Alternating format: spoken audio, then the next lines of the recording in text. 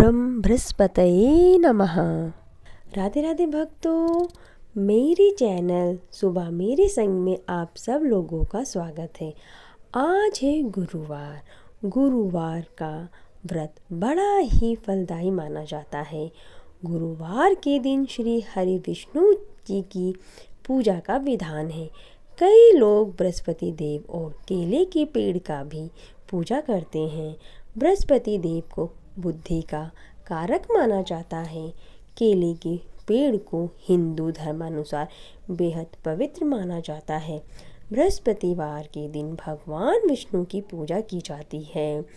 आइए सुनते हैं बृहस्पतिवार व्रत की पूजन विधि और कथा सुनने से पहले अगर आपने मेरे चैनल को सब्सक्राइब नहीं किया है तो चैनल को सब्सक्राइब करें, लाइक करें और वीडियो को शेयर करना बिल्कुल भी ना भूलें। कैसे करें बृहस्पतिवार व्रत पूजन? अग्नि पुराण के अनुसार गुरुवार का व्रत अनुराधा नक्षत्र युक्त गुरुवार से आरंभ करके लगातार 7 गुरुवार करना चाहिए। इस दिन प्रातः उठकर भगवान विष्णु का ध्यान कर व्रत का संकल्प लेना चाहिए। बृहस्पति देव का ध्यान करना चाहिए। इस दिन पीले वस्त्रों, पीले फलों का प्रयोग करना चाहिए। इसके बाद फल, फूल, पीले वस्त्रों से भगवान बृहस्पति देव और विष्णु जी की पूजा करनी चाहिए। पूजा के बाद कथा सुननी चाहिए। प्रसाद के रूप में केले चढ़ाना शुभ माना जाता है, लेकिन इन केलों को दान में ही दे देना चाहिए। शाम के समय बृहस्पतिवार की कथा सुननी चाहिए और मान्यता के अनुसार इस दिन एक बार बिना नमक का पीला भोजन करना चाहिए। भोजन में चने की दाल का भी प्रयोग किया जा सकता है। बृहस्पतिवार व्रत की पौराणिक व्रत कथा।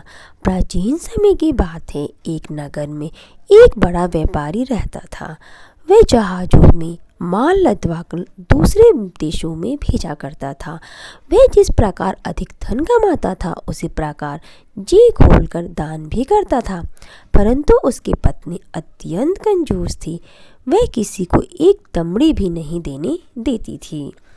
एक बार सेठ जब दूसरे देश व्यापार करने गया तो पीछे से बृहस्पति देव ने साधु भेष में उसकी पत्नी से भिक्षा मांगी। व्यापारी की पत्नी बृहस्पति देव से बोली, ए साधु महाराज, मैं इस दान और पुण्य से तंग आ गई हूँ।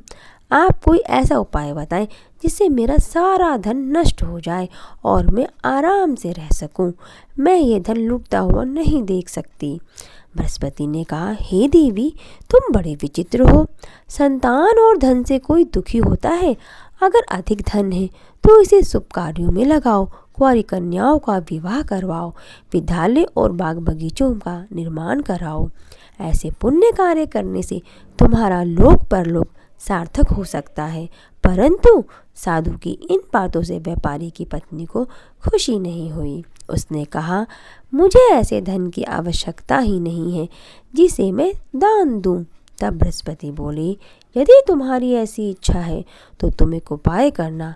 7 बृहस्पतिवार घर को गोबर से लीपना, अपने केशों को पीली मिट्टी से धोना, केशों को धोते समय स्नान करना, व्यापारी से हजामत बनाने को कहना, भोजन में मांस मदिरा खाना, कपड़े अपने घर धोना। ऐसा करने से तुम्हारा सारा धन नष्ट हो जाएगा। इतना कहकर बृहस्पति देव अंतर ध्यान हो गए। व्यापारी की पत्नी ने बृहस्पति देव के कहे अनुसार 7 बृहस्पतिवार वैसा ही करने का निश्चय किया। केवल 3 बृहस्पतिवार बीते थे कि उससे समस्त धन संपत्ति नष्ट हो गई और वह परलोक सिधार गई। जब व्यापारी वापस आया तो उसने देखा कि उसका सब कुछ नष्ट हो चुका है। उस व्यापारी ने अपनी पुत्री को सत्वाना दी और दूसरे नगर में जाकर बस गया। वहाँ वह जंगल से लकड़ी काट कर लाता और शहर में बेचता। इस तरह वह अपना जीवन व्यतीत करने लगा। एक दिन उसकी पुत्री ने दही खाने की इच्छा प्रकट की, लेकिन व्यापारी के पास दही खरीदने के पैसे नहीं थे। वह अपनी पुत्री को आश्वासन देकर जंगल में लकड़ी काटने चला गया। वहाँ एक वृक्ष के नीचे बैठ अपनी पूर्व दशा पर विचार करके रोने लगा। उस दिन बृहस्पतिवार था। तभी वह बृहस्पति देव साधु के रूप में सेठ के पास आए और बोले, हे मनुष्य, तू इस जंगल में किस चिंता में बैठा है? तब व्यापारी ने कहा, हे महाराज, आप सब कुछ जानते हैं। इतना कहकर व्यापारी अपनी कहानी सुनाकर रो पड़ा। बृहस्पति देव बोले, देखो बेटा, तुम्हारी पत्नी ने बृहस्पति देव का अपमान किया था, इसी कारण तुम्हारा ये हाल हुआ है। लेकिन अब तुम किसी प्रकार की चिंता मत करो। तुम गुरुवार के दिन बृहस्पति देव का पाठ करो। 2 पैसे के चने और गुड़ को लेकर जल के लोटे में शक्कर डालकर वह अमृत और प्रसाद अपने परिवार के सदस्यों और कथा सुनने वालों में बांट दो। स्वयं भी प्रसाद और चरणामृत लो। भगवान तुम्हारा अवश्य कल्याण करेंगे। साधु की बात सुनकर व्यापारी बोला, महाराज, मुझे तो इतना भी नहीं बचता कि मैं अपनी पुत्री को दही लाकर दे सकूं। इस पर साधु जी बोले, तुम लकड़ियां शहर में बेचने जाना। तुम्हें लकड़ियों के दाम पहले से चौगुने मिलेंगे, जिससे तुम्हारे सारे कार्य सिद्ध हो जाएंगे। उसने लकड़ियां काटी और शहर में बेचने के लिए चल पड़ा। उसकी लकड़ियां अच्छे दाम में बिक गई, जिससे उसने अपनी पुत्री के लिए दही लिया और गुरुवार की कथा हेतु चना गुड़ लेकर कथा की और प्रसाद बांटकर स्वयं भी खाया। उसी दिन से उसकी सभी कठिनाइयां दूर होने लगी। परंतु अगले बृहस्पतिवार को वह कथा करना भूल गया। अगले दिन वहां के राजा ने एक बड़े यज्ञ का आयोजन कर पूरे नगर के लोगों के लिए भोज का आयोजन किया।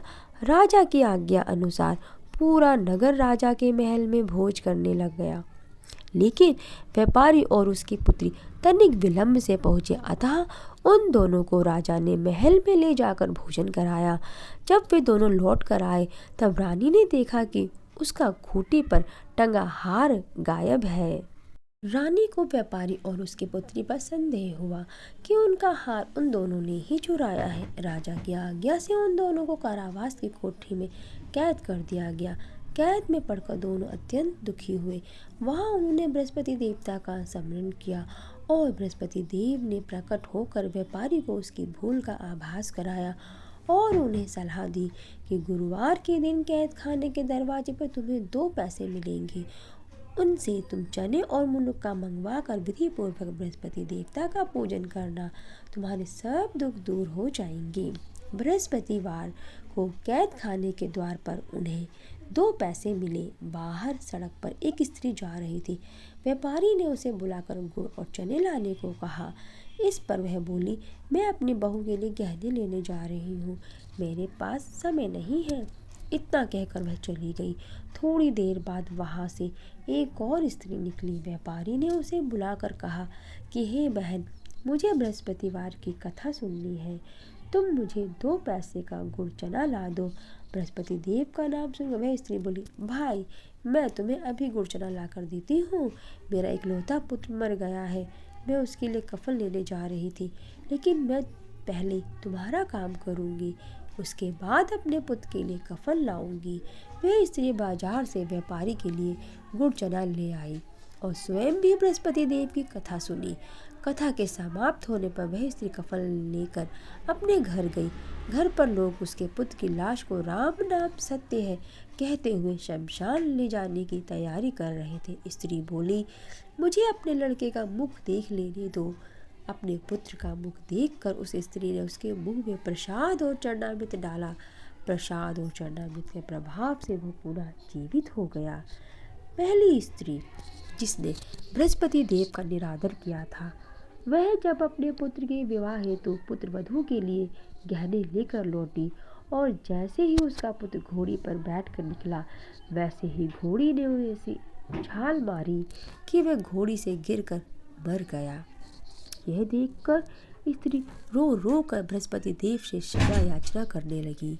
उस स्त्री की याचना से बृहस्पति देव साधु वेश में वहां पहुंचकर कहने लगे, देवी, तुम्हें अधिक विलाप करने की आवश्यकता नहीं है। ये बृहस्पति देव का अनादर करने के कारण हुआ है। तुम वापस जाकर मेरे भक्त से क्षमा मांगकर कथा सुनो, तभी तुम्हारी मनोकामना पूर्ण होगी। जेल में जाकर उस स्त्री ने व्यापारी से माफ़ी मांगी और कथा सुनी। कथा के उपरांत वह प्रसाद और चरणामृत लेकर अपने घर वापस गई। घर आकर उसने चरणामृत अपने मृत पुत्र के मुख में डाला। चरणामृत के प्रभाव से उसका पुत्र भी जीवित हो उठा। उसी रात बृहस्पति देव राजा के सपने में आए और बोले, हे राजन, तूने जिस व्यापारी और उसके पुत्री को जेल में कैद कर रखा है वह बिल्कुल निर्दोष है। तुम्हारी रानी का हार वही खूंटी पर टंगा है। दिन निकला तो राजा ने हार खूंटी पर लटका हुआ देखा। राजा ने उस व्यापारी और उसकी पुत्री को रिहा कर दिया और उन्हें आधा राज्य देकर उसकी पुत्री का विवाह उच्च कुल में करवाकर दहेज में हीरे जवाहरात दिए। बोलो बृहस्पति भगवान की जय। ओम ब्रह्म बृहस्पतये नमः। ओम ब्रह्म बृहस्पतये नमः। ओम ब्रह्म बृहस्पतये नमः। ओम ब्रह्म बृहस्पतये नमः। ओम ब्रह्म बृहस्पतये नमः। ओम ब्रह्म बृहस्पतये नमः। ओम ब्रह्म बृहस्पतये नमः। वीडियो को लाइक करें, सब्सक्राइब करें और शेयर करें। राधे राधे भक्तों, हरि बोल।